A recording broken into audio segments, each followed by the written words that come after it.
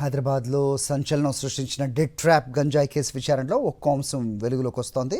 కేసులో ప్రధాన నిందితులుగా ఉన్న బొల్లా బ్రదర్స్ గతంలో పోలీసులకు ఇన్ఫార్మర్స్గా పనిచేసినట్టుగా ఈగిల్ టీం విచారణలో తేలింది. పోలీసులకు ఇన్ఫార్మర్స్గా వ్యవహరిస్తూనే మరోవైపు భారీ గంజాయి నెట్వర్క్ నడిపినట్టుగా బొల్లా బ్రదర్స్పై ఈగిల్ బృందం కీలక ఆధారాలు సేకరించింది.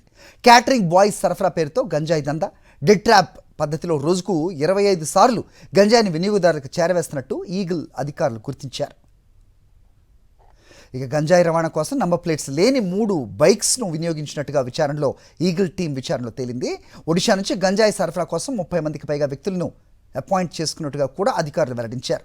ఈగిల్ బృందం బొల్లా బ్రదర్స్ ఇంటిపై దాడులు నిర్వహించిన సమయంలో 2 కానిస్టేబుల్స్ అక్కడే కళ్ళు పార్టీ చేసుకుంటున్నట్టుగా గుర్తించిన అధికారులు వారిని మందలించి అక్కడి నుంచి పంపించినట్టుగా సమాచారం. మరోవైపు బొల్లా బ్రదర్స్తో తరచూ పార్టీలు చేసుకునే ఓ ఎస్ఐ తన పోలీస్ వాకీటాకీని వారి కారులో వదిలి వెళ్లిన ఘటన కూడా వెలుగులోకి వచ్చింది. ఈ వ్యవహారంపై ఇప్పటికే సైబరాబాద్ పోలీసులు ఆ ఎస్ఐను ప్రశ్నించినట్టుగా తెలిసింది. పోలీస్ సిబ్బందితో నిందితులకు సన్నిహిత సంబంధాలు, వారికి సహకరించిన వాళ్ళందరిపై ఈగిల్ టీం దర్యాప్తు కొనసాగిస్తోంది.